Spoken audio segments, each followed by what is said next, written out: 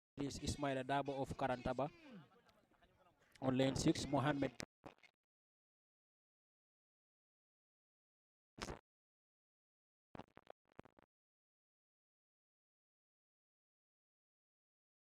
Jalo.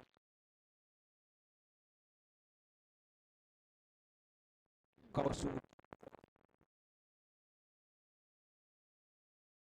Akoi in 5 game. But she's still 400 meters. 400 meters under 15 boys.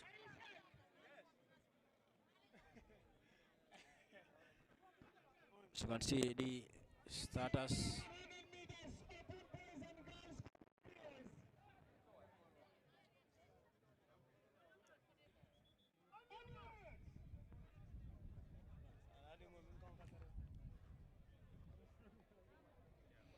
And the starters will give that green light to the athletes to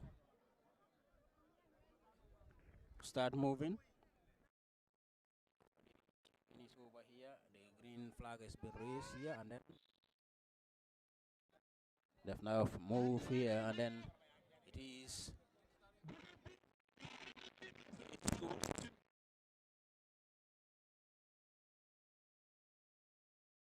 400 meters, and we'll see which of these will finish this free in the first position, second or third, as they kept moving here,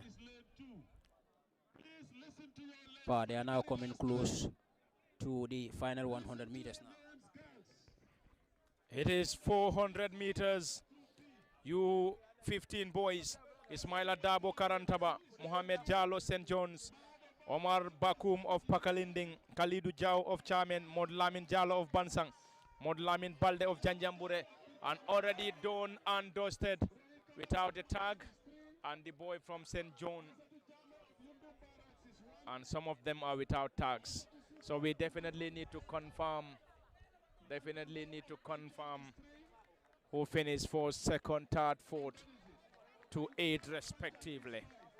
But we just want to confirm that Ismail Dabo is an athlete from Taba, Jalo St. John's, Omar Bakum of Pakilinding, Khalidou Diaw of Chamen, Momod Lamin Jalo of Bansang, Mod Lamin Balde of Janjambure, Kausu Jabi of Diabugu, Kausu Kijera of Nyakoi. And now it's going to be 400 meters open girls. Before 400 meters. And already done and dusted, but unfortunately without tags. But I believe the viewers will be able to recognize them because the schools aren't with tags. In the just concluded 400 meters open boys group B, and the schools that competed in the just concluded race, Ismaila Dabo of Karantawa, Mohamed Jalo of St. John's, Omar Bakum of Pakalinding, Khalidou Diaw of Chamen, Mod Lamin Jalo of Bansang, Mod Lamin Balde of Janjambure, Kausu Jabi of Diabugu, and Kausu Kijera of Nyakoi. And now we are moving to 400 meters open girls. 400 meters open girls.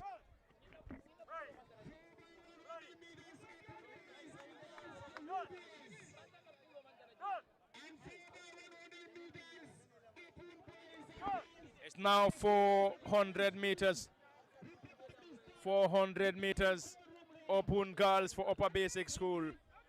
Maimuna Mendi of Abuko, Zainab Tamba of Serekunda, Adamanjai of Mansakoli Bojang, Hawakoli of Kiti, Sawanet Hydra of Presentation, Awajata of Palum, Mariama Jamme of Jiboro, and Wonto Bojang of Sibanor.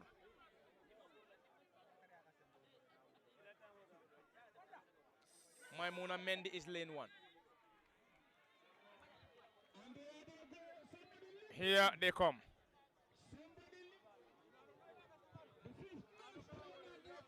It is currently a stiff contest, a great contest between the girls here. And it is a stiff contest.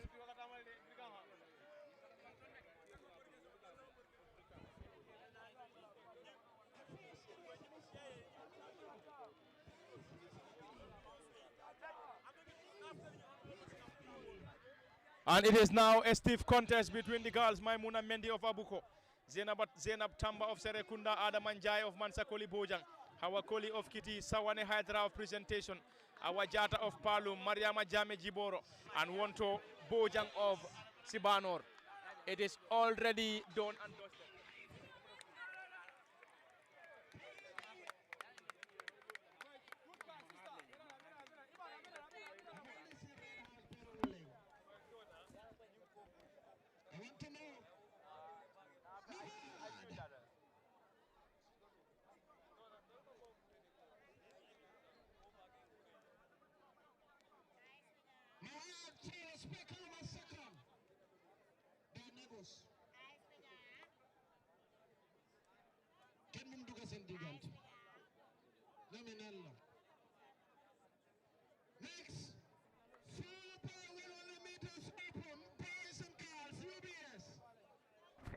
In the just concluded race is U18 for senior secondary schools, and Mahad Senior Secondary School came out first, and Brikama Senior Secondary School came out second.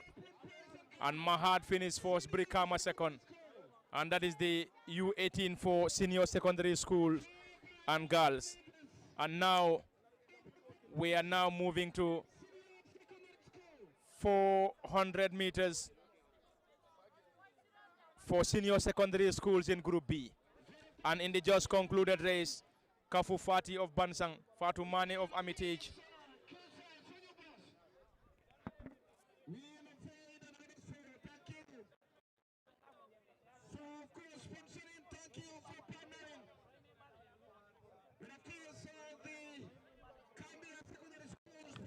in the just concluded race, lane 1 is Aisatu Jame Yundum Barracks, lane 2 Aisatu Manka Nemasu, lane 3 Rohi Kamara Mahad, and Rohi Kamara finished first.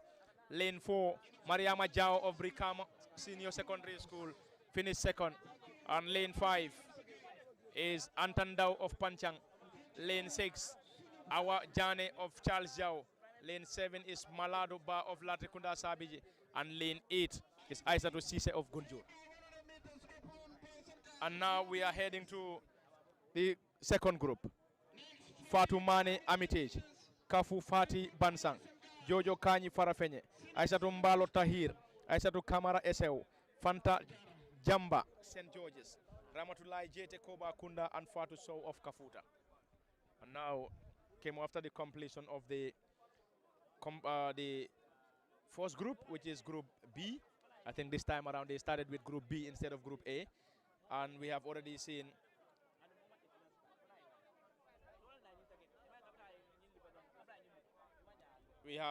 seen the completion of that race, where Rohi Kamara of Mahad finished first, and closely monitored by Mariama Jao, famously called Sibo of Brikama Senior Secondary School, finished second. And third we can't confirm because there was no tag. And now the girls in the final group, or in the second group, Kafu Fati Bansang, Fatu Mane Amitage, Jojo Kanyi of Farafenye, Aisatu Mbalo of Tahir, Aisatu Kamara of Eseu, Jamba of St. George's, Ramatulai Jete of Koba Kunda, Fatu Sow, are already lined up in order contest in the U18 400 meters for. Yes, very well. That was clearly won by Mahad, and then closely monitored by Brikama, Jao from Brikama. So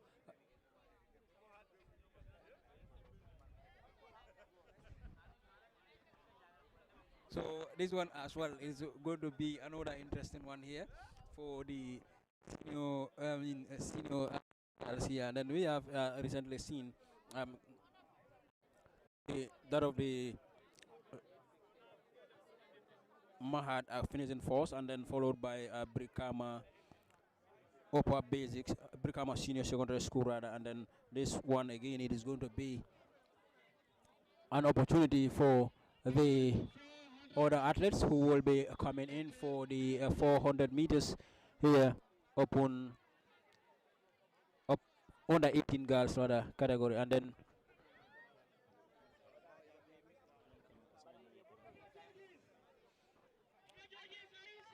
And it's going to be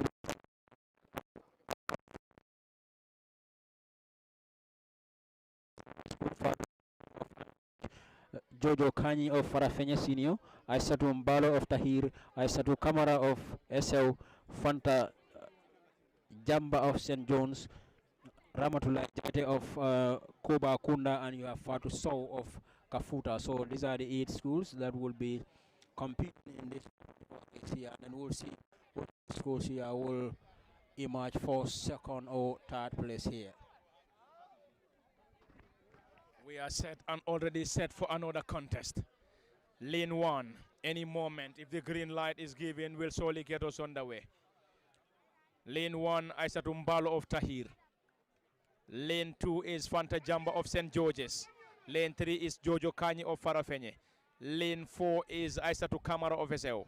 Lane 5 is Kafu Fati of Bansang. Lane 6 is Fatu Sow of Kafuta. Lane 7, Fatu Mane of Amitage. And lane 8 is Ramatulai Jete of Koba Kunda. And already the girls having their knees on the ground. And the green light given, here they go. Kafu Fati Bansang, Fatu Mane Amitage, Jojo Kanyi Farafenye, Aisatu Mbalo Tahir, Aisatu Kamara SL, Fanta Jamba St. George's, Ramatulai Jete Koba Kunda, and Fatu Sow of Kafuta. And this is already underway. And already underway in the 400 meters U18 girls for the senior secondary schools. It is 400 meters once round the field, to be precise. In case you're just joining us, this is the National Inter-Schools Athletic Championship. National Inter-Schools Athletic Championship currently underway from the Bottrop Upper and Senior Secondary School football field. And it is interesting and keenly contested. It is once round the field, and the girls are coming thick and fast. You need a lot of energy to be able to do this, Done and dusted in the just concluded race. And some of the schools without tags, we need to wait for the confirmation to possibly have the chance of confirming. Lamin Silla in the 400 meters boys ended in a wrong lane. She came out third. She's disqualified. In the just concluded race, we just need the confirmation.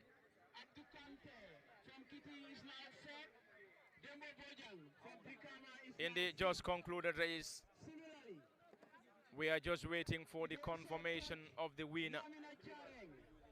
And the girl who came out first is having Nemasu behind the shot.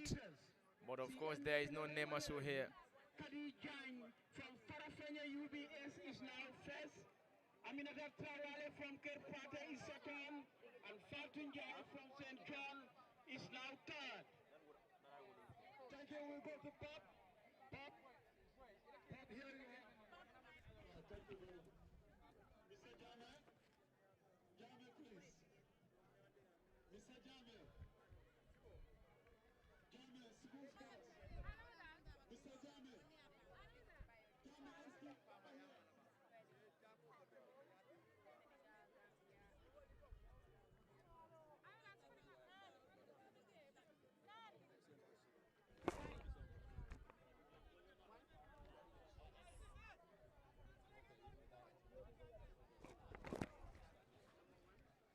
We have just seen the completion, and the girl from Nemasu came out first in the just concluded race.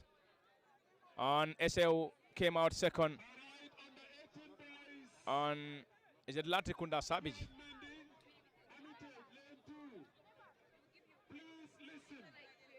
Malado Ba of Latikunda Sabiji. And Aisatu Manka of Nemasu came out first.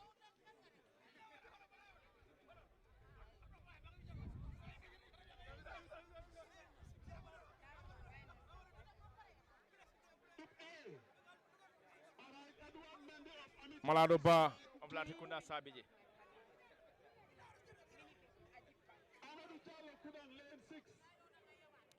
It's another contest, another battle from the Bottrop Upper and Senior Secondary School.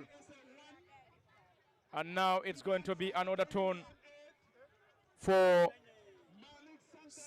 400 meters open boys and girls, or under 18 boys.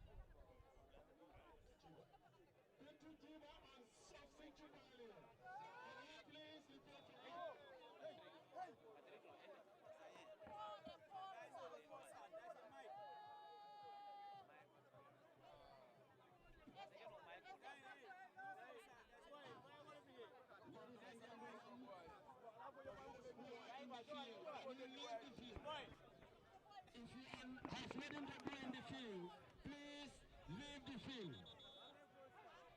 Janko, Ganjo, help us for the others to leave the field. PE teachers, coordinators, ask your teachers to leave the field. Vice President Shaw, let's go around and ask them to leave the field. Please, let's leave the field. Don't move away, otherwise we come and tell you to leave the field. You have no place in the field.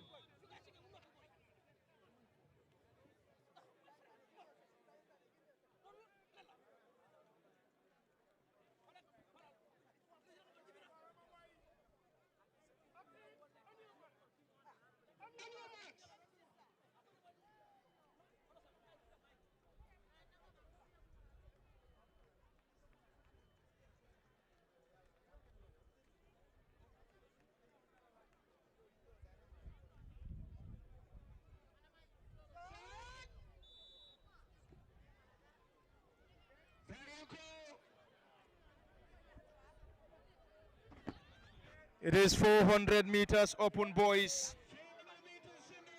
Musa Jata of Amitage, Abubakar Sonko of Farafenye, Seni Jete of Tahir, Babukar Sar of Ndungu Kebe, Seku I Jawla of Nasir, Suntu Sane of Fatoto, Yaya Sane of Kafuta,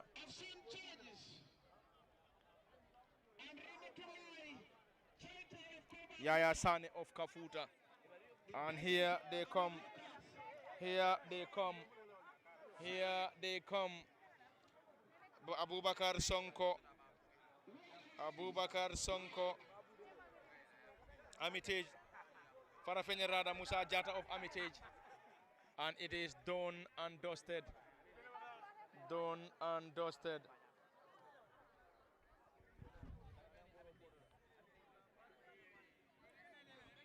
Is that Farafenye?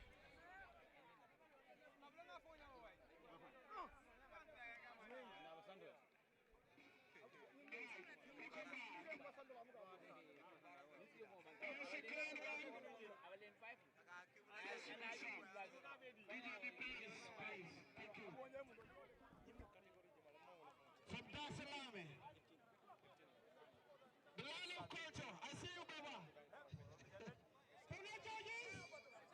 Correct. Thank you very much. Please. All right, corner judges. Oh, Sally, we have this case on the loan before.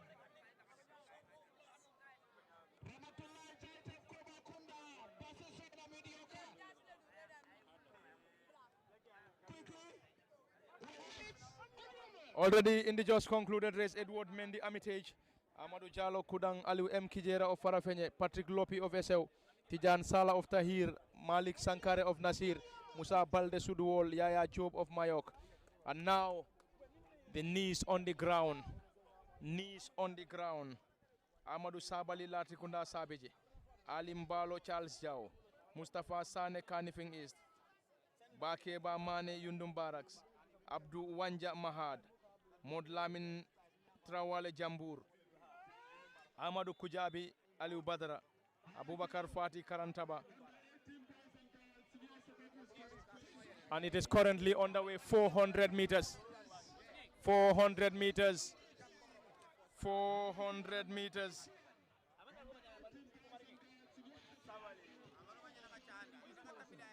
Amadou Sabali of Latrikunda Sabiji. Ali Mbalo Charles Jao. Mustafa Sane Kanifing East. Bakeba Mane Yundum Barracks. Amadou Wanja Kab Mahad.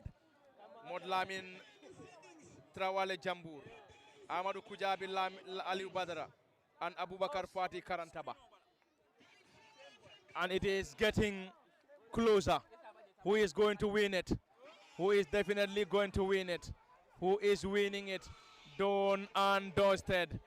We just need to confirm who finished 4th, 2nd, 3rd, and 4th. Amadou Sabali of Latrikunda was part of the athletes. Ali Mbalo of Charles Jau. Mustafa Sane of Kanifing East. Bakeba Mane of Yundum Barracks. Abdul Wanja of Mahad. Modlamin Tawale of Jambur. Amadou Kujabi Aliou Badra. And Abubakar Fati Karantaba. We just need to wait for the confirmations. We will just wait for those confirmations in the just concluded U18 boys 400 meters.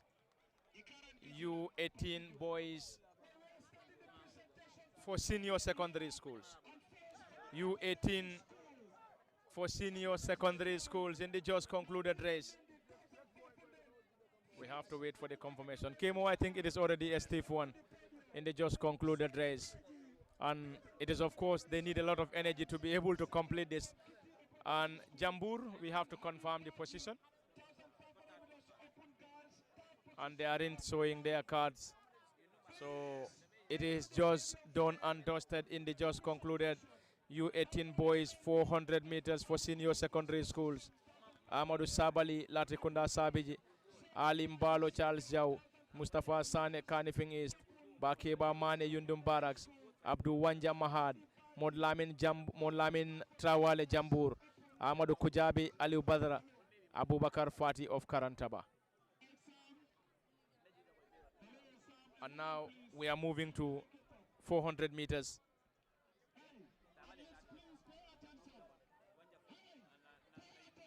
Kemo, I think we just have to wait for the confirmation from our men at the...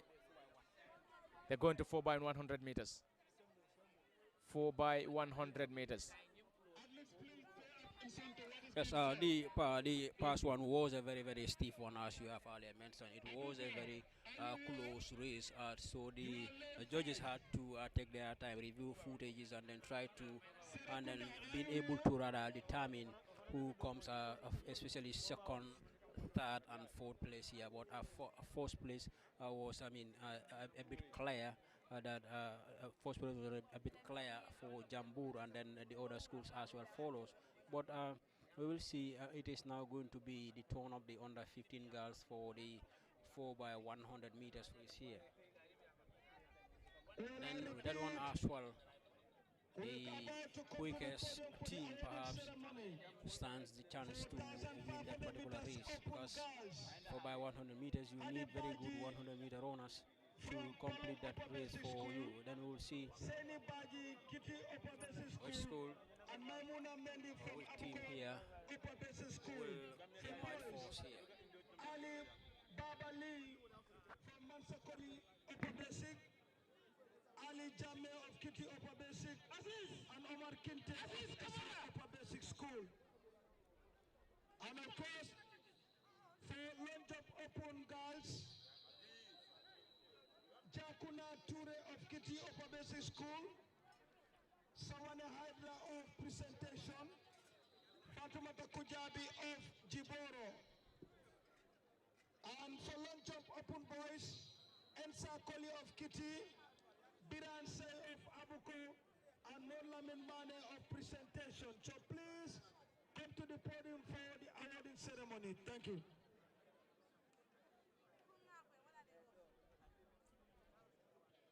High jump under 18 for senior secondary school boys and girls.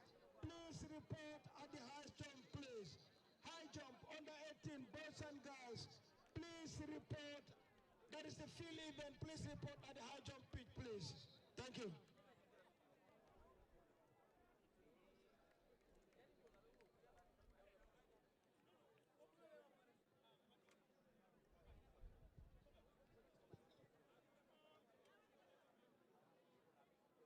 Now listen to lane allocation. Abuko, lane 4. New Covenant, lane 5. Mansakoli, lane 1. Sinchubalia, lane 8. Kitty, lane 3. Presentation 7. Jibore 2. St. Anthony, lane 6.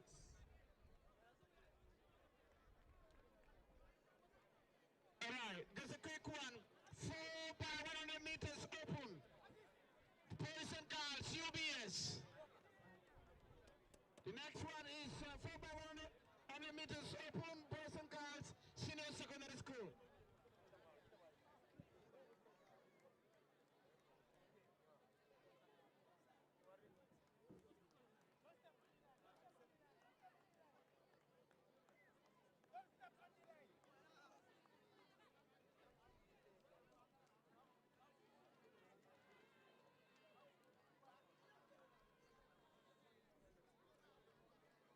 All right, it's over to the man with the final whistle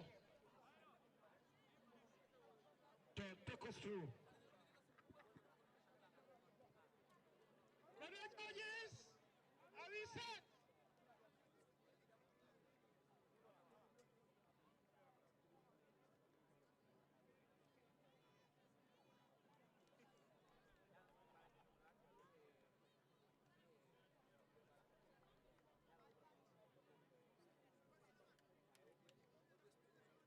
The judges are yet to be set.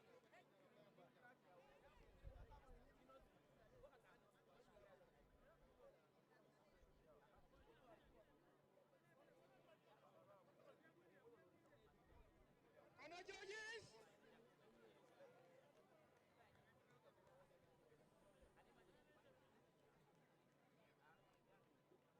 Still waiting, corner judges.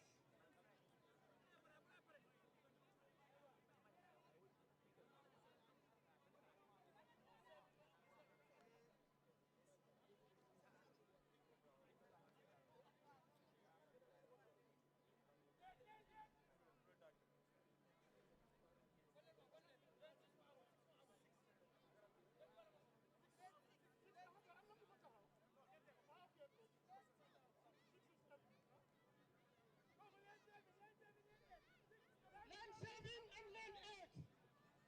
Lane 7 and lane 8. 6 is empty.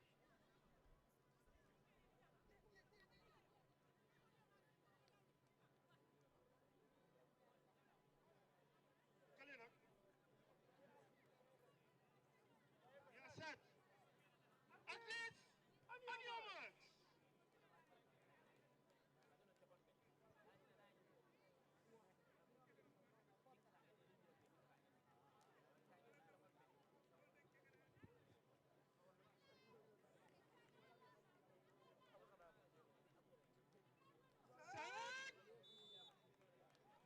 There's the flag from Atlas's camera.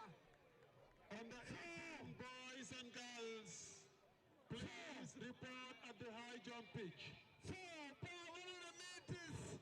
And the boys and girls. Give it a ball, let me on the race. It has been said, you are never successful until your successor succeeds. And this is the stage that we are in right now. Pass me the button. Let me run for my school. Wow! That was a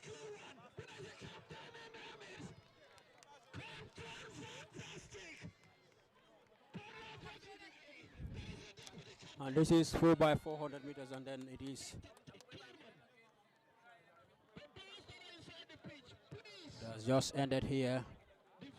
For this time, one of the best schools here. It is looks like Sinchu Balia comes first here, and then followed by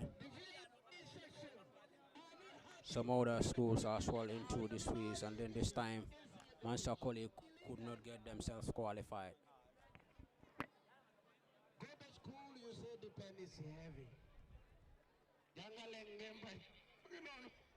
Please, the VIP section are happy with all of us. Because we are standing inside. Please go down. Or else, as Kevin said, I'll go and tell you to go out. You are standing here illegally.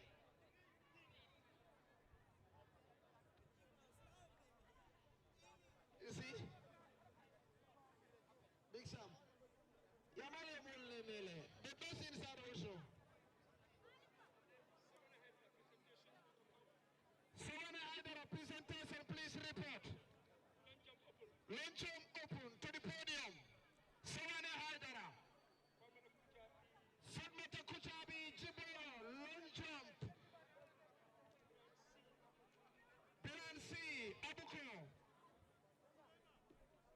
Modumamin Mane, presentation. All long jump, please report to the podium. And those that are still inside the pitch illegally, the Council of Elders are not happy with you. I just want to remind you, they're not happy with you. Illegally. Okay, it's over to the man with the whistle. Honor judges, have we said? Honor judges, please. Honor judges, there is no lane one. Lane one is empty, please. Athletes, onward.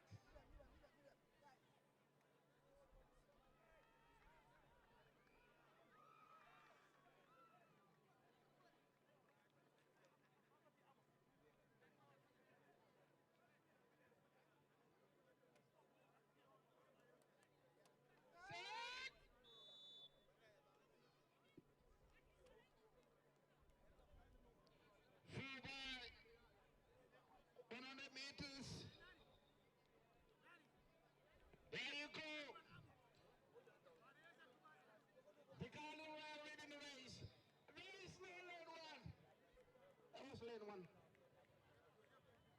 Okay. Please, please, at least go down. Please go down. The VIP section are watching. Please. Alfie Duma, please.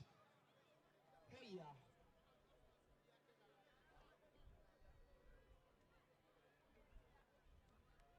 That was a quick one there. Thank you, Mr. Bayer. Fantastic race. They're really running for a family, but they're running for a school. Wow! Rafuna at the highest order. Beautiful, beautiful. Absolutely beautiful.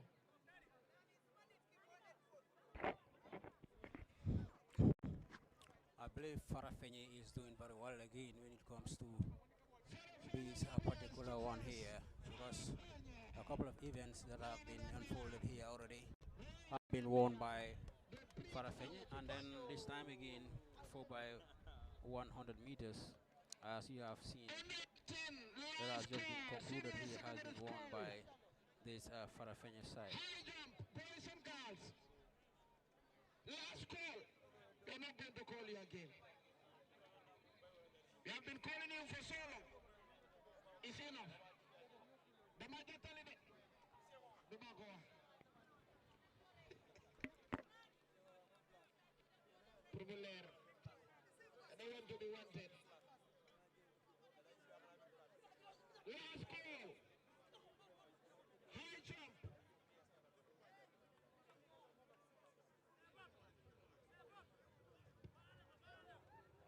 Man Kelly is with me, Big Sam, please. I don't want to be wanted. Last call, please. call. Listen to your names. Honor judges, are you set? Bailo is over to you.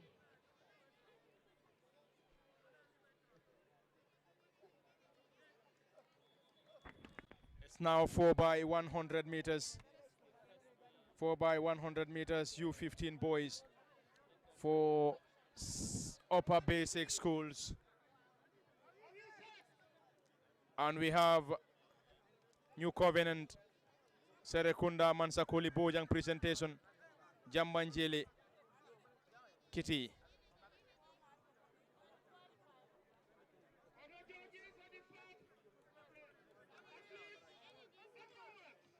Lane 1 is Serekunda. Lane 2 is Kitty.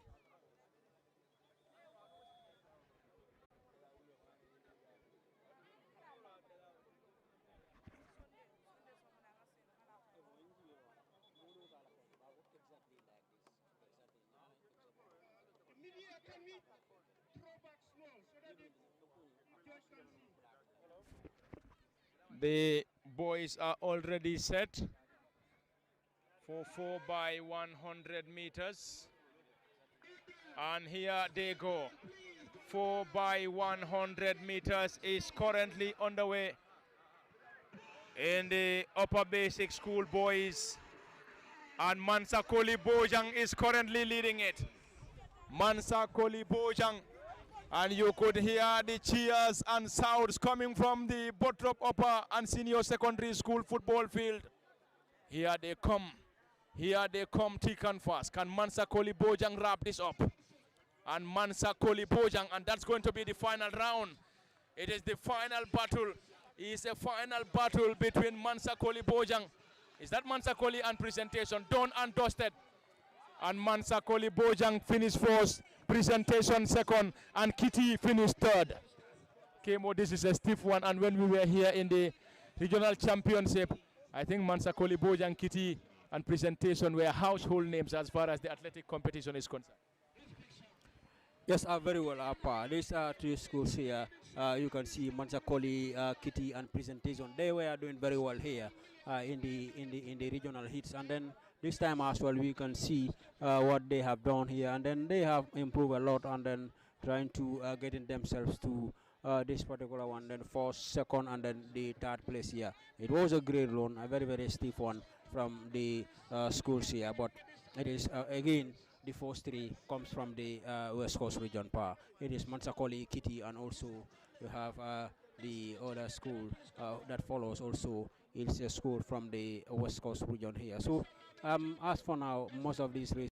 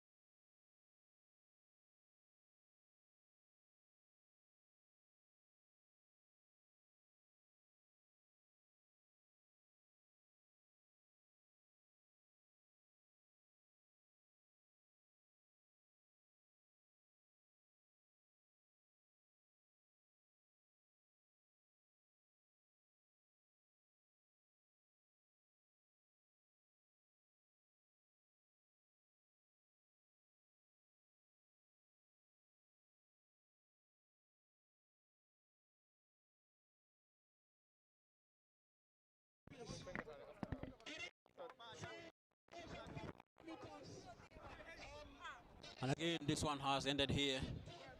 Clearly, it has been won by a school here. But we are not able to identify which school. Seemingly, it is SL that have won that with a very clear margin here. And of course, a very huge gap. Now it is going to be the turn of the guards here, who will also be moving for a 4 by 100 meters. We are also going to see which of the schools here or which team will win this for their respective schools. As you can see, the athletes have now dispatched and they are moving to their respective positions to wait for the athletes who will hand the batons to them. And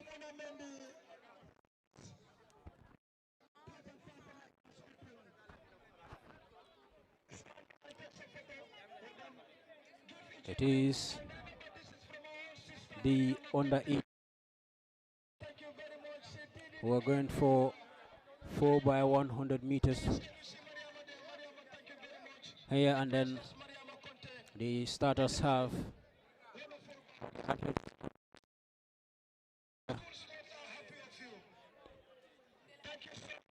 schools have now picked their batons as they wait for the starters to instruct them or giving them the instructions to start moving. When the green light is given, then the athletes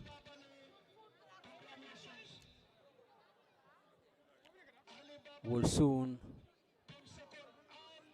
start to move, and then they will be hoping to secure that for their respective schools, but also for their own names.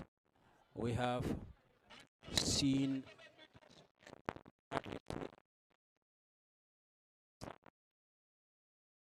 of this particular competition here up to this particular moment. So many good athletes have been identified here already.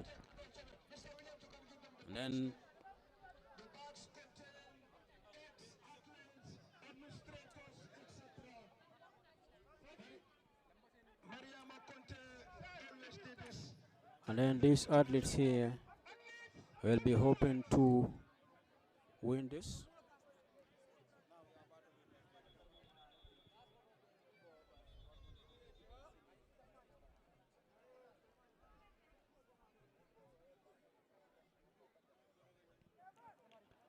The starters are getting ready to give the instruction here.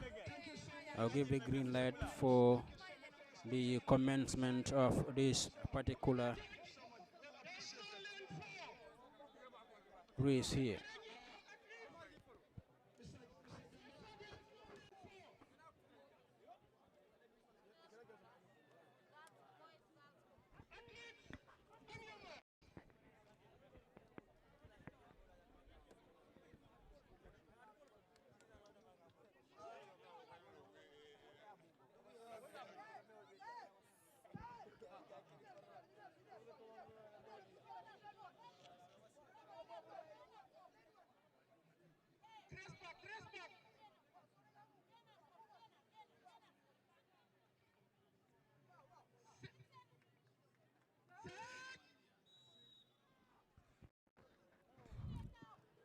Green light is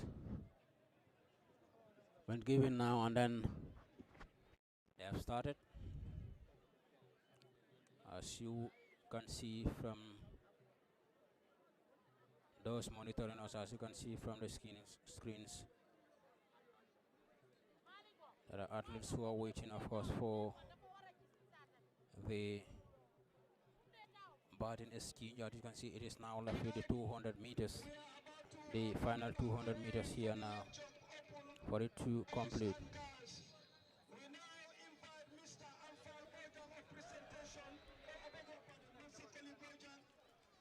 And then they are coming very close now. It is the girls from Farafenni, I believe. Yes, Farafenni finished first, Bansang, and then other schools as well followed here, closely monitoring them. It is Farafenni and, of course, Bansang, who finishes first and second, respectively, in this race. I think the gap that Farafenni has left here is very, very huge. Then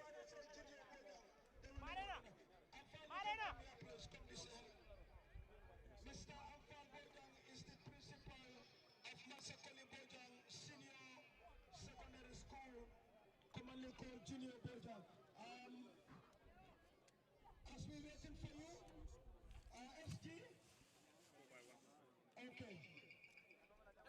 Another awarding ceremony coming up this time. Long jump open, boys and girls.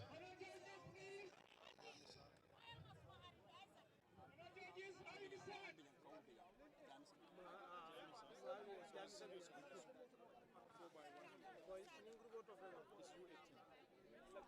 now? All right, for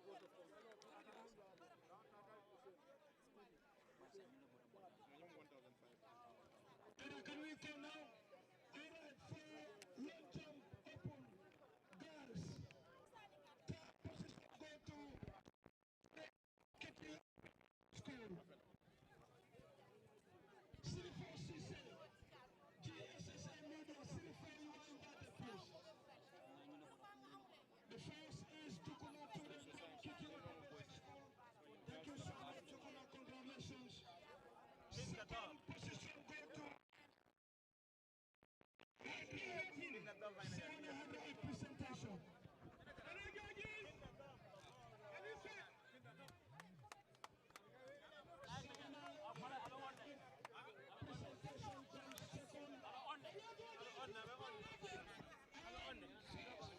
Four by 100 meters. We have Mahad presentation. We have Bottrop. This is definitely going to be a keenly contested one. It's 4 by 100 meters for senior secondary schools. 4 by 100 meters. Senior secondary schools. And knees on the ground. Here they go. 4 by 100 meters. For senior secondary schools, it's a keen contest.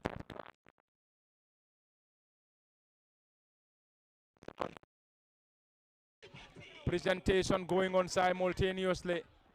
Long jump and high jump as well. It is currently 4 by 100 meters. And it is already a keenly contested one. Who is going to win this remains to be seen. Who is going to win this remains to be seen. Mahad is currently leading. Mahad is a stiff contest. It's Mahad and Jamisa. Jamisa Senior Secondary School finished first and Mahad came out second KMO. It is between the two Brikama schools. And Jamisa won its second Mahad. yes, very well. A keenly contested one. You can see the fight was between Jamisa and Mahad, and eventually Jamisa finished first, and then Mahad finishes in the second position. But it was a hugely contested, race between these two schools here. But a great race.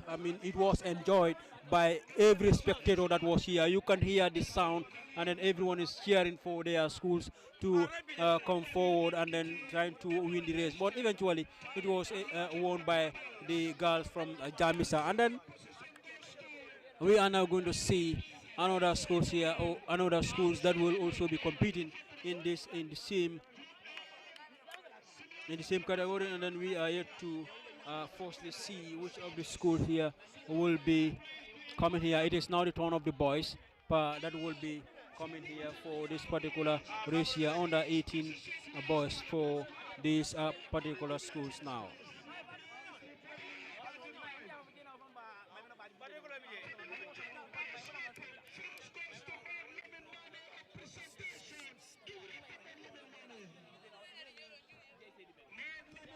By 100 meters, U18 boys for senior secondary school. Armitage SAO Farafenye Tahir Nasil Sudwall.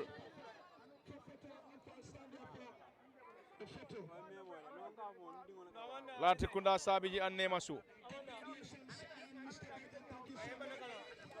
We already have SAO Senior Secondary School, Tahir Senior Secondary School. Farafenye Senior Secondary School, Brikama Senior Secondary School, or Mayok Senior Secondary School.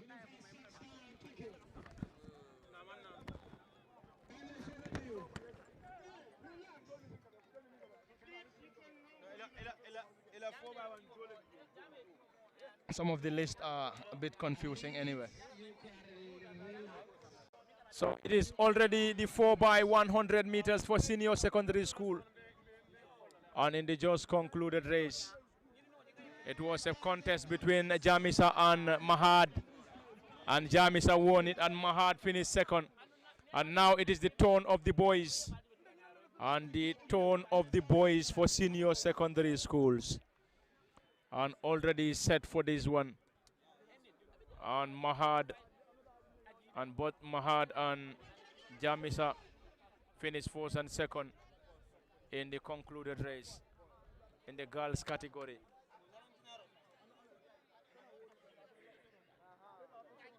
Another opportunity to see what these boys can give us now. Coming to you live from the Bottrop Upper and Senior Secondary School football field. Here they go. Off they are gone. Armitage Senior Secondary School is lane 1. It's currently a stiff contest between the boys and girls. 4x100 meters. Just run 400 meters and hand the baton to the next athlete. It is currently a stiff contest coming from the boys in the senior secondary school. Who is going to win this remains to be seen. We confirm which of the school is galloping forward, but that is the final baton and already handed. It's going to be the final 100 meters in the senior secondary school, and it is a great contest here. And who is leading this? Done and dusted. Farafenye Senior Secondary School finished first. And Farafenye Senior Secondary School finished first in the just concluded race. And what a run, what a contest. And Farafenye has won it in the just concluded race, came here. Yes, very well, Pa. Again, you can see Farafenye, they are doing very well in this race. Then, and also several other races that we have seen them here. They also did very well in those races as well. So we will see which of the schools here. But it has already been a very, very good run for some of the schools here already. They have repeatedly come first in several, races here, and then they continue to perform very well. So we will see where they can continue to perform as they are doing here. But that also remains the question here, because you need to be performing very well in order for you to get yourself what you wanted or what you needed here. But it is also a very, very a good one for this particular schools here. And then another schools as well we can spot here. Bottrop, is that Gambia Senior Secondary School. Jamisa is also there, and then we can also see Kaur and also Nemasu. So this is also going to be a very, very keenly contested one between the schools that are involved in this particular game. But so let's see what they will be able to provide for their respective schools. Here are they going to one would say disappoint, but whichever athlete reaches here is not it is not anyone that can disappoint a school here, but it's just that perhaps their performances will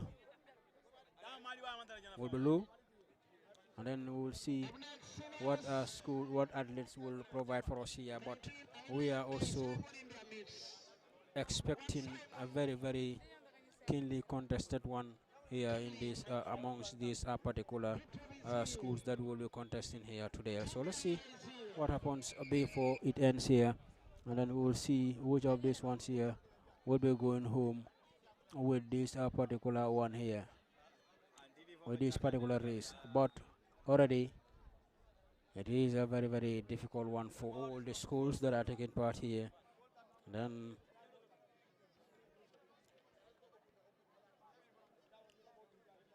we will know what happens next part. Thank you very much. It is still 4 by 100 meters for senior secondary schools. And here we have Jamisa, Bottrop, Kaur, and Co. Who is going to win here? We have to wait and wait and wait and see.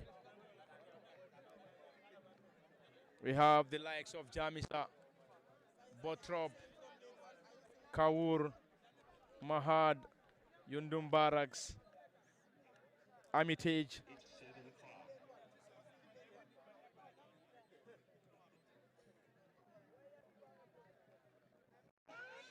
Kaur, Bottrop, Yundum Barracks, Mahad. Is that false start?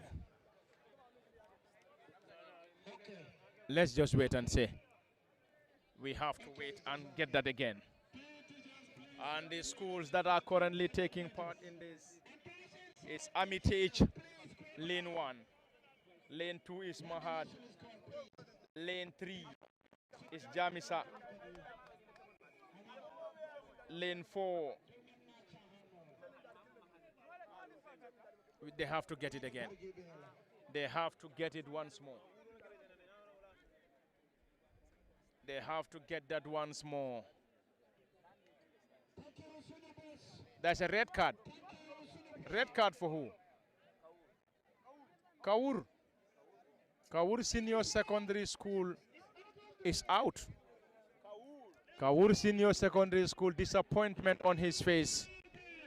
And the boy from Kaur has been penalized for a false start.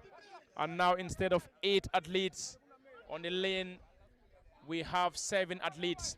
Knees on the ground once more. A senior secondary schools. And the senior secondary schools will take part in this.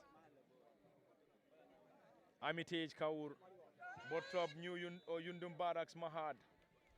These are some of the schools. And here they go. Here they go. Here they go. It is already interesting already in the keenly contested 4 by 100 meters. Who is going to lead this remains to be seen. And look at the way they are receiving the buttons. Look at the way they are receiving the buttons. They are coming thick and fast. And Jamisa is currently leading it. Jamisa is currently leading it. And Jamisa is currently leading it. Jamisa is currently leading it. They are coming thick and fast. And done and dusted Jamisa. Jamisa won it. Is that Mahad? That's Mahad on second. And third is Nemasu is second. Nemasu is second. But of course the winner is Jamisa Senior Secondary School, done and dusted. And Nemasu is in white, right? Nemasu is second. And Mahad is third. Nemasu came out second. Jamisa first, Nemasu second. And Mahad finished third. In the just concluded race for senior secondary schools coming from the Bottrop Upper and Senior Secondary School football field, it is the National Inter-Schools Athletic Championship. National Inter-Schools Athletic Championship. And this is day 1. And we'll be here day 2, day 3, and day 4 respectively. It is already lively. And Jamisa had a great one. And Jamisa came out in the race. Nemasu finished one and Mahad third. Came out, that was a stiff one. Jamisa came to above all other schools in the just concluded a 4 by 100 meters race. Yes, very well.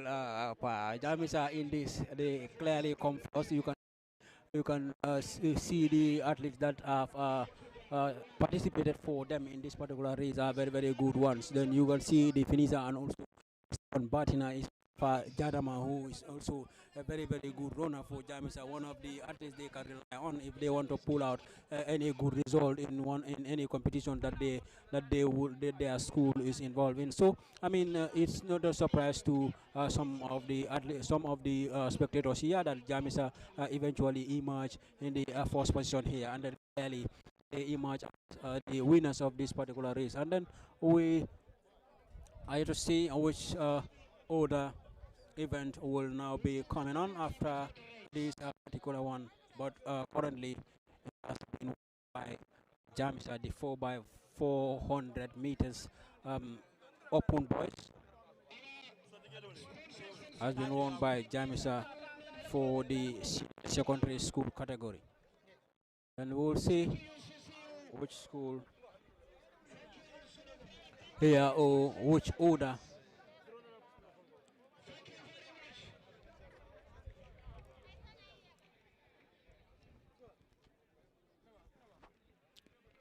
event will follow this other one.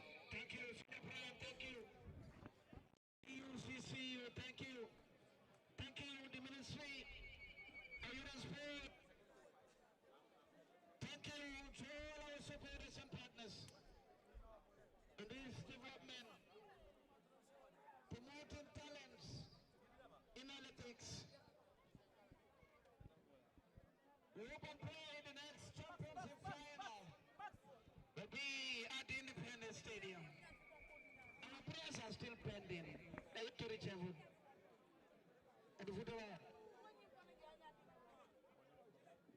Because we want to be at the Independence Stadium, where the famous bridge ran, the late Eddie Morrow ran.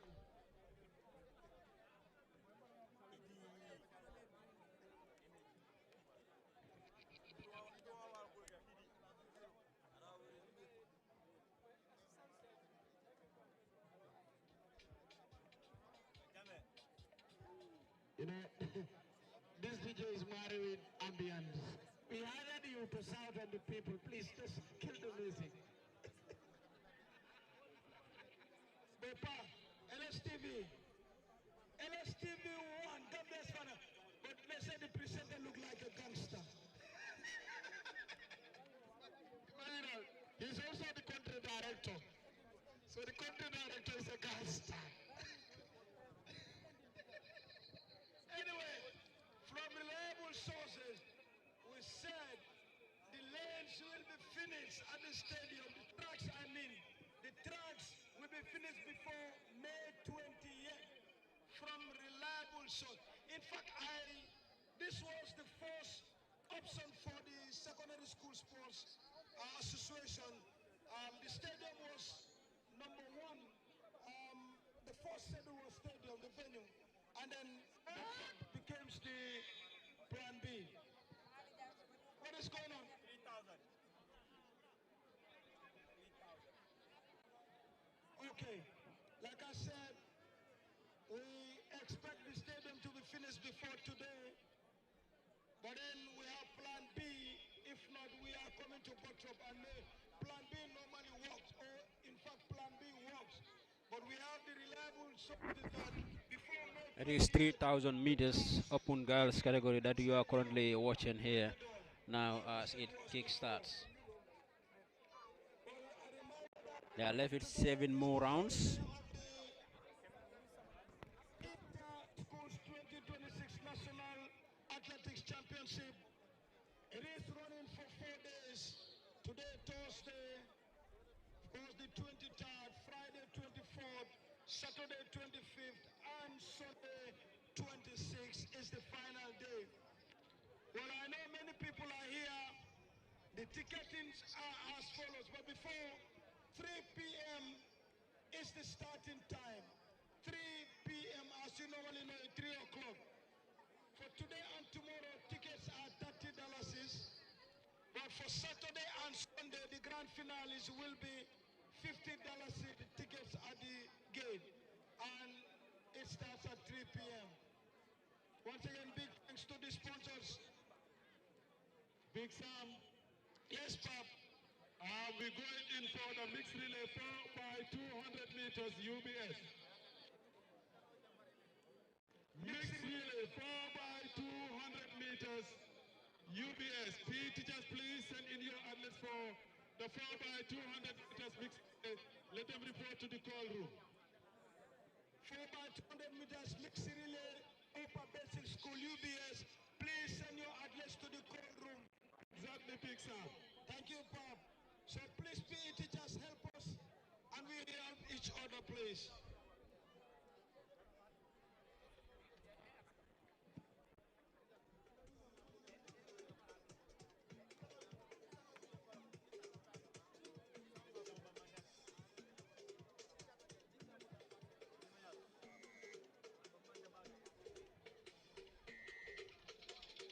And of course, this sound is reminding Kirby during his funeral days. The funeral days, Sir Kirby. Have wonderful track. 3,000 meters for Upper Basic School girls is currently underway from the Bottrop Upper and Senior Secondary School football field. 3,000 meters. 3,000 meters. And this event needs a lot of energy to be able to complete it. And currently the girls in the Upper Basic Schools are currently taking part. We will definitely confirm who is currently leading, second, third, fourth, fifth, going down. 3,000 meters is already underway. 3,000 meters for Upper Basic Schools.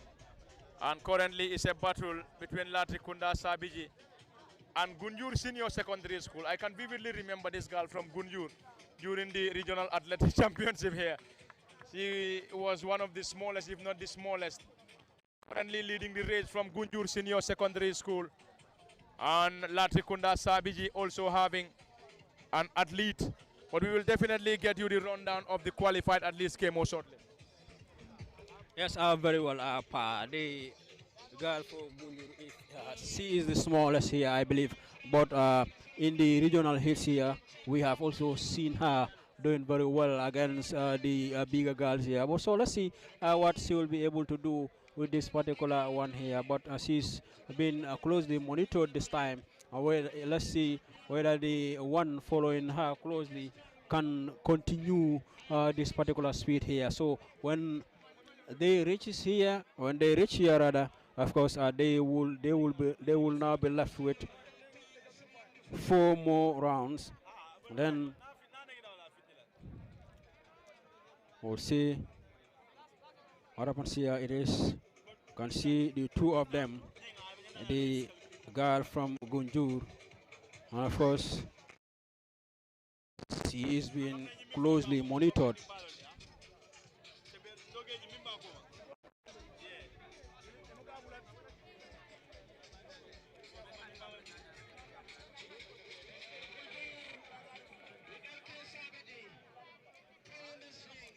And then Latrikunda Sabiji now moving against the one of the smallest here from Gunjur. The gap is very close, and then these two, as they move towards the end, it is going to be a very, very interesting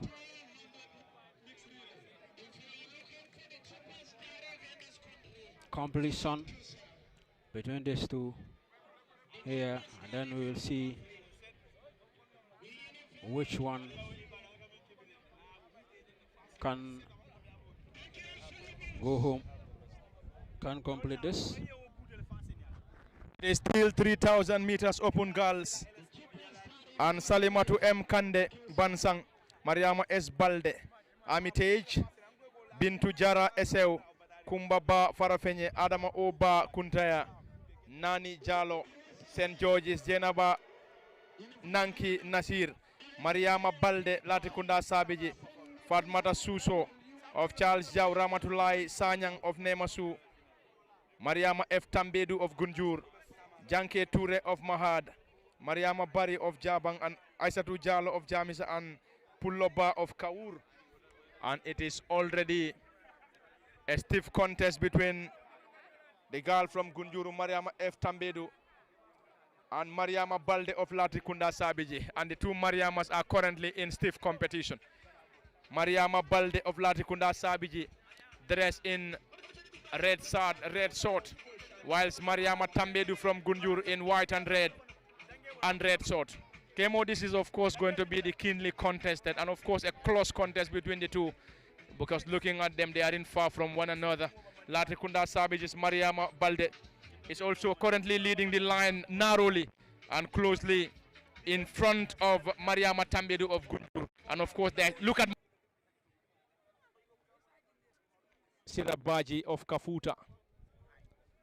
And just to remind the viewers that in the just concluded 1,500 meters race, Maimuna Mendi of Abuko finished first. Seni Baji of Kiti came out second. And the athletes that took part in the 1,500 meters open. And now Mariama Tambedu of Gunjur is currently leading it. And now Mariama is once more in front. Mariama will go front in the order, will once more pass and get in front once more. It is currently a keenly contested one between Mariama Balde of Latrikunda Sabiji and Mariama F. Tambedu of Gunjur. And now Mariama F. Tambedu of Gunjur is leading it. Mariama F. Tambedu of Gunjur. Mariama F. Tambedu, of course, one of the smallest girls came on. Yeah, very well. One of the smallest, Tambedu Mariama, but she's been close.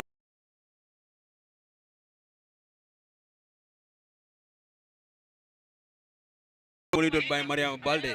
Then you can see towards the finishing of this particular race here will be very interesting. But you can see Tambedu is now trying to open up more gap between her and her namesake. You can now see that she is opening up more gap now between her and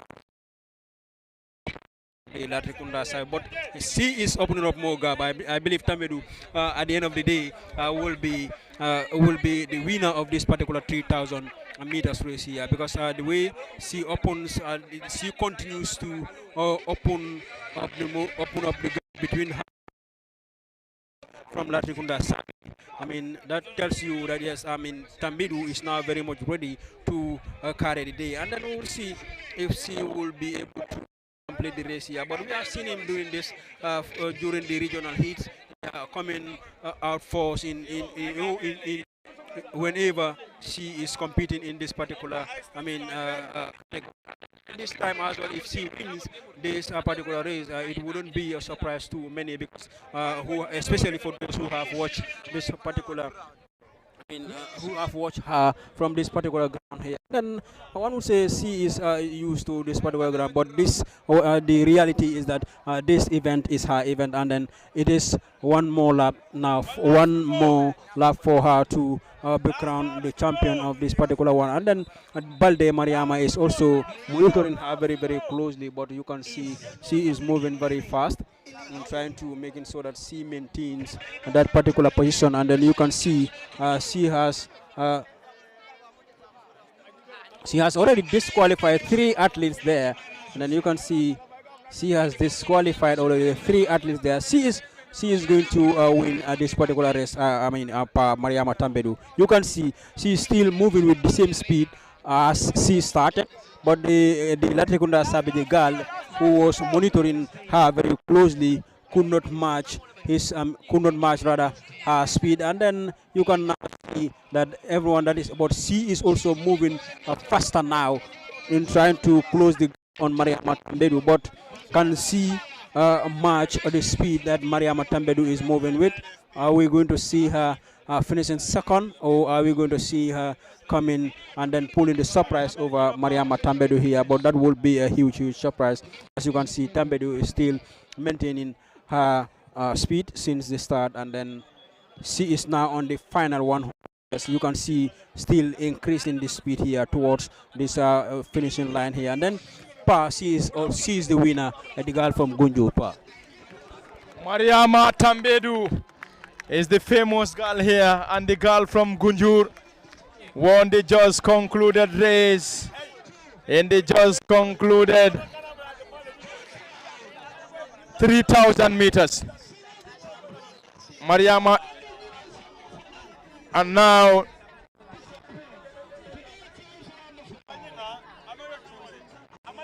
Mariama S. Tambedu, or Mariama F. Tambedu of Gunjur won it, and Mariama Balde of Lakunda Sabiji finished second. And Mariama Tambedu is a champion, and Mariama Tambedu, and still KMO is a stiff contest for third and fourth respectively, and it is currently a big one here, and already done and dusted, and Jamisa came out third and Jabang finished fourth. I think the most interesting part is the Jamisa and Jabang. You know, both sides were, or both athletes were looking for third spot, but finally Jamisa got it, and then Jabang finished fourth. Yes, very well. Eventually, Jamisa finishes on the third position. You can see the girl from Jabang is complaining that, I mean, the Jamisa girl has intruded her line and then pushes her off and then pulling her speed back. So you can still see that she is contesting that, and then coaches are trying to calm her down, but she's now crying, and then. But nonetheless, it is a race, and then she is given the fourth place. And then the guy from Jamisa is the one who finishes in the third spot.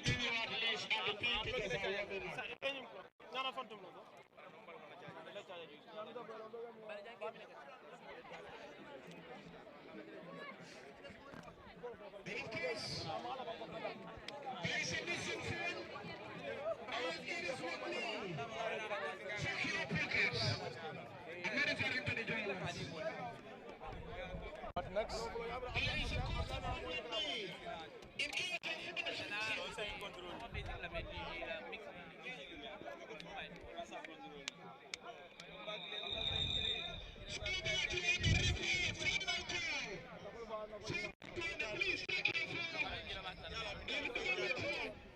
It's now, I believe, 4x200 meters mixed relay is what will now take center stage.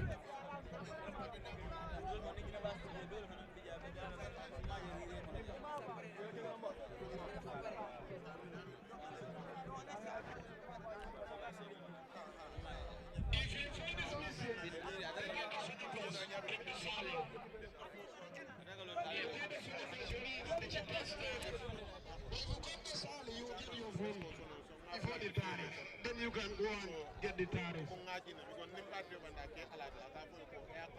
Our sister, St. Vincent de Paul, PE teacher, you have been called 1,000 times. Where are you? But the crowd number 6 now. Tribulaire.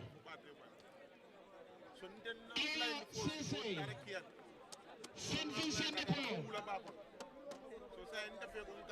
Before this ring, I'm not going to be close. So now I'm calling you. That's you?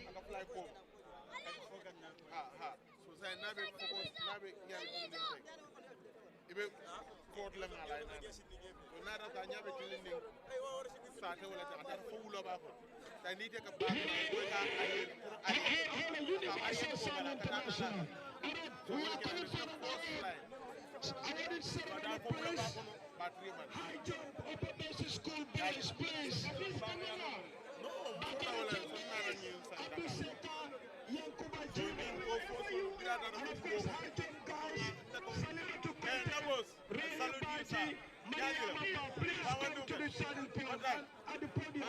And for 3,000 meters, senior secondary school girls, Aissatou Jawe, Mariama Balde, and Mariama Tambedu, please come to the podium, please. Quickly. Please, I'm not from the day. I'm please.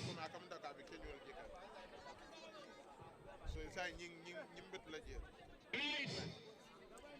I'm the former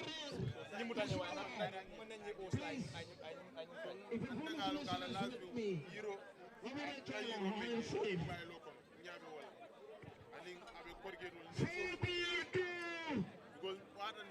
Next relay. Report. Thank you, Salu. Now, can we have the confirmation for the podium, please? For high jump under 15, boys and girls. Bakari Jamme from Gunjur. No, stand here. Bakari Jamme Gunjur. Abduseka from Kudang. Okay, can we have Yankuba Jiba Tambakunda? Is there? All right, 4 girls. Salimatu Conte, Abuko. Oh, you can stand there. Stand there. Rohi Baji, Mansakoli. Rohi Baji, Mansakoli, please come to the podium, please. Rohi Baji, Mansakoli. Do we have Mariamata Albreda? Mariamata Albreda. Please come to the podium, please. Mariamata Baji. Mariamata, beg your pardon. Albreda. Mariamata. Rohi Baji, Mansakoli, Mariamata from Albreda. Okay, can we have 3,000 meters? Okay, 1 minute.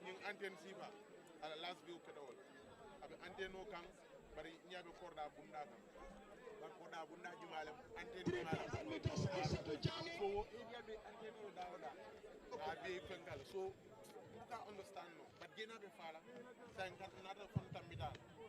Mr. Kebe, Vice President Mr. Kebe, can you please come to the podium, please? For the awarding ceremony. Vice President Kebe, Mr. Kebe, wherever you are, can you please come to the podium?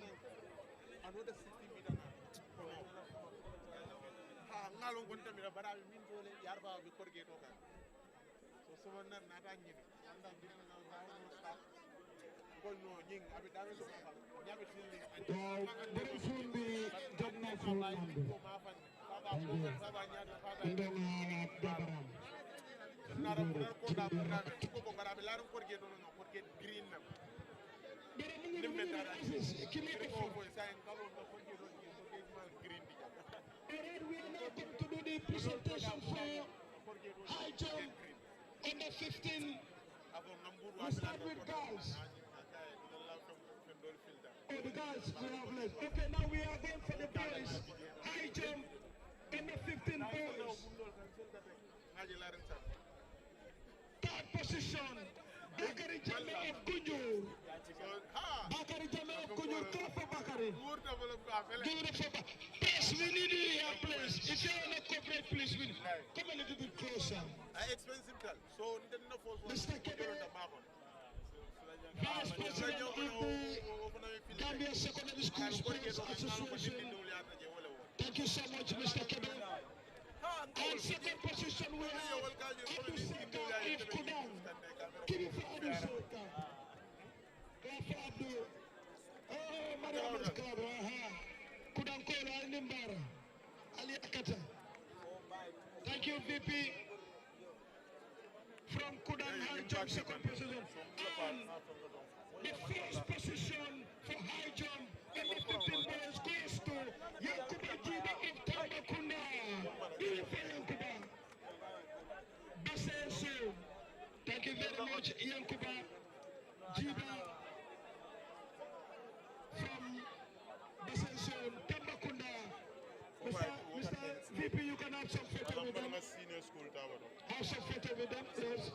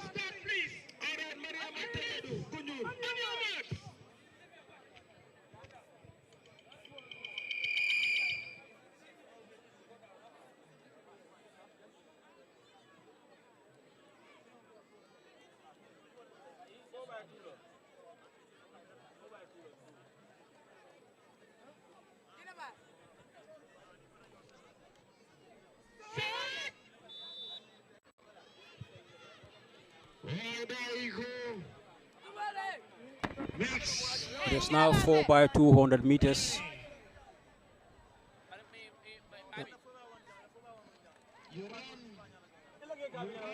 Relay for the girls.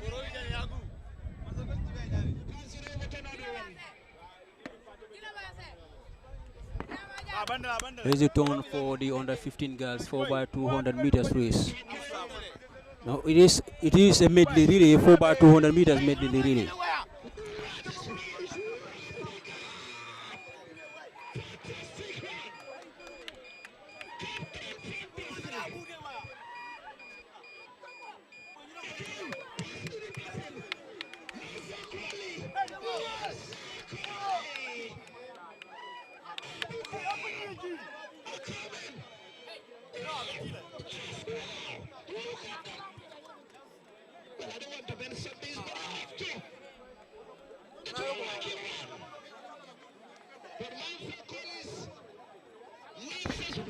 It's currently mixed relay for upper basic schools. A mixture of boys and girls currently underway and already interesting from the bottom upper and senior secondary school, and seemingly that is Mansa Koli leading it, but currently being tracked down by somebody. We have to confirm and confirm. It's a stiff contest between Mansa Koli and who? And Abuko. Abuko Upper Basic School finished first, Mansa Koli finished second in the just concluded race, and Kitty finished third. Abuko first, Mansa Koli second, and Kitty Upper Basic School third. Thank you, Jana Lomban. And right now we're going for 3,000 meters senior secondary school girl. Third position goes to Aisatu Jalo. Aisatu Jalo of Jamisa. Give it for Aisatu. Aisatu Jalo Jamisa. Aisatu Jalo Jamisa. Third in the 3,000 meters. And second position goes to Mariama Balde of Latrikunda Saduji. Mariama Balde second. Latrikunda Saduji, better known as Plazas. And the champion, the defending champion, of course for senior secondary school 2,000 meters goes to Mixed relay once more. It's going to be mixed relay once more in the just concluded mixed relay. For upper basic schools, Abuko Upper Basic School finished first, Mansa Koli second, and Kitty Upper Basic School third. And Kemo in Region 1 or in Region 2 West, the household names Mansa Koli and Kitty came out second and third, while in Region 1, of course, Abuko finished first in the just concluded race. And this is going to be the second group in the mixed relay for upper basic schools. Yes, very well. I believe Abuko also from the KM zone are doing very well in this particular competition here. I mean, looking at their finishing athletes here are done very well. He really runs very fast to actually get himself in that first spot here, closely followed by the Mansa Koli side, and also Kitty comes start in that. And again, you can see the Region 2 West side are doing very well in this. Remember, these were the schools that were competing here in the regional championship. They have done very well in qualifying themselves to this particular level. And again, in the national level also, they are doing very well. But again, tomorrow is also going to be another day where you are going to see the 100 meters for big boys here. That is also going to be a very, very tough one. And also 200 meters will also come. So, as we approach a Sunday, it is going to be tougher and tougher as the final day approaches here. But again, we are going to see another mixed relay here, of course, a mixture of boys and girls for the upper basic school. I believe this is going to be the final event for the day, and then we'll be back here tomorrow. And then, as you can see, it has now begun. 7 schools going. And then we'll see which of these schools here will actually make the way here and then moving and then winning this particular one. But the one that has ended for Group E has been won by Abuko, then followed by Mansa Koli, and then Kitty comes start in the junior school category. And then this is the second badge of the junior school race, and then that of the other schools who will also be who are also taking part in this particular one. We can see Jareng, Upper Base, and also have Farafenye here. Then we can monitor SL, and then some other schools as well. Koba Kunda is also here. We can also see them here, and then we will see what happens here, and then It is now another contest. SAU Farafenye St. John's Nyani, Bansang Nyamina Koba Kunda and Diabugu in the mixed relay for Group B Upper Basic Schools. This is going to be the final event for today and for day one. In the just concluded race, Abuko finished first, second is Mansakoli, third is Kitty. And currently, SAU Farafenye St. John's Nyani, Bansang Nyamina, Koba Kunda and Diabugu, who is currently leading the race. We just have to wait and confirm. We have to wait and confirm as to who is definitely leading the race currently. It is mixed relay and mixed relay, Dawn and Dosted. And Farafenye Upper Basic School finished first. Second, without a tag, we are struggling to see a tag. But already Farafenye Upper Basic School finished first in the just concluded race of the mixed relay, and from the Bottrop Upper and Senior Secondary School. And we believe this is going to be the final event for day one. And this is where we're definitely going to wrap it up. It has been Parlament Party, Kemo Kanyi Usman and the team behind camera operations. Until then, this is where we're going to say bye-bye till tomorrow.